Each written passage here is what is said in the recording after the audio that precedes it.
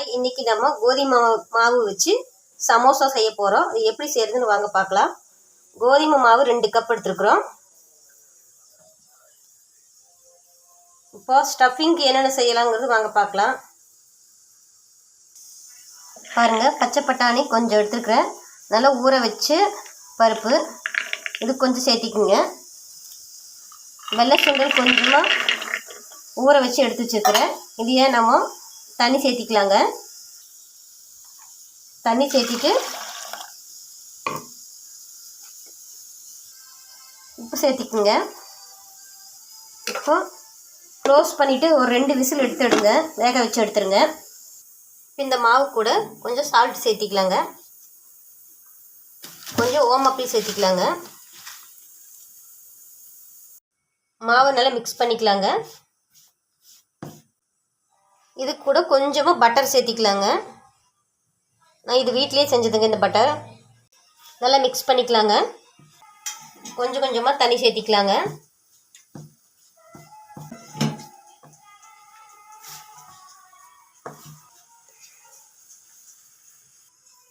பாருங்கள், ரொம்ப டைட்டாகவும் மாவு பிசையாதீங்க. இந்த அளவுக்கு இருக்கணுங்க. நல்லா அழுத்தம் கொடுத்து பிசைஞ்சுக்குங்க. மாவு ரெடி ஆயிடுச்சுங்க. ஒரு 5 நிமிஷம் மூடி போட்டு வெயிட் பண்ணலாம். பாருங்கள், சுண்டல் பச்சை பட்டாணி வேக வச்சு எடுத்தாச்சு. இப்போ தண்ணி வடிச்சிட்டு மிக்ஸி ஜாரில் அரைச்சிட்டு வந்துடலாம். வாங்க ஸ்டஃபிங்க்கு எப்படி வணக்கிறதுன்னு பார்க்கலாம். பாத்திரத்தை வச்சுங்க, ஆயில் சேர்த்திக்கலாம்.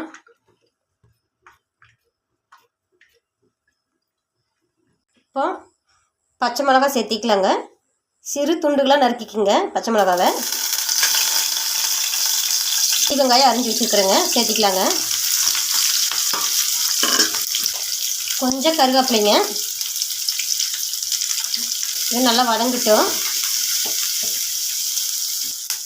வதங்கிடுச்சுங்க. இது கூட நம்ம இஞ்சி பூண்டு பேஸ்ட்டு சிறிதளவு சேர்த்திக்குங்க.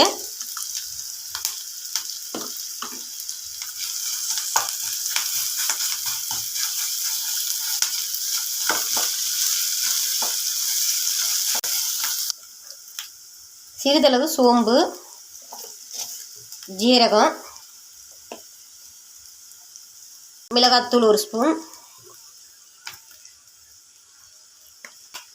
சிக்கன் மசாலா பொடி 1 ஸ்பூன் போட்டுக்கோங்க.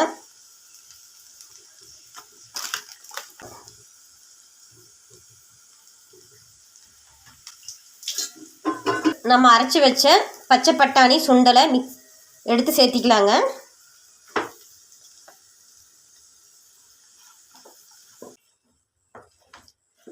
ஸ்டஃபிங் ரெடி ஆயிடுச்சுங்க. போதுங்க, இந்தளவுக்கு திக்னஸ் இருந்தால் போதும், கெட்டியாக இருக்கணுங்க. லைட்டாக பெருங்காய பொடி சேர்த்திக்கலாங்க. இது ஜீரணம் பண்ணுறதுக்கு இந்த பெருங்காய பொடி சேர்த்துறதுங்க. மிக்ஸ் பண்ணிடலாங்க. இப்போ மாவு 10 நிமிஷம் ஊறி இருக்குங்க.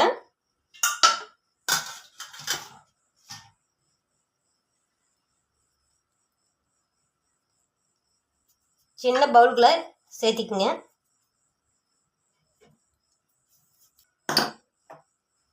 கொஞ்சம் மாவு சேர்த்திக்குங்க.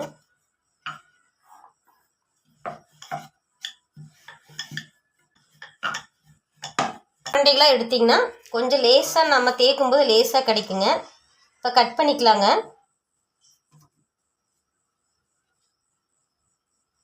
ஸ்டஃபிங்க்குங்க. இந்த கட் பண்ண இடத்த தான் நம்ம இப்படி ஜாயின் பண்ணுறோங்க. இப்படி வச்சு இப்படி ஜாயின் பண்ணணுங்க. நம்ம இதுக்கு உள்ள விரல் விட்டு நல்லா அழுத்தம் கொடுத்து நம்ம இது ஜாயின் சும்மா கையிலே ப்ரெஸ் பண்ணால் போதுங்க. மாவெல்லாம் ஒட்ட வைக்க வேண்டியதில்லை.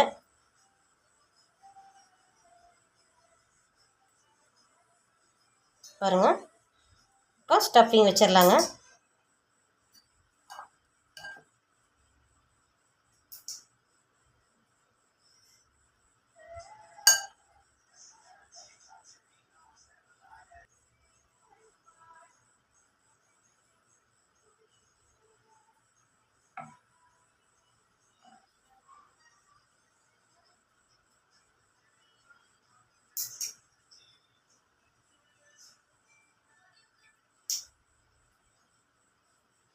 சமோசா கோதுமை சமோசா ரெடி ஆயிடுச்சு. நம்ம சுட்டு எடுத்துடலாம் வாங்க. ஆயில் காஞ்சிருச்சு. நம்ம ஒவ்வொரு சமோசாவாக போட்டுடலாம்.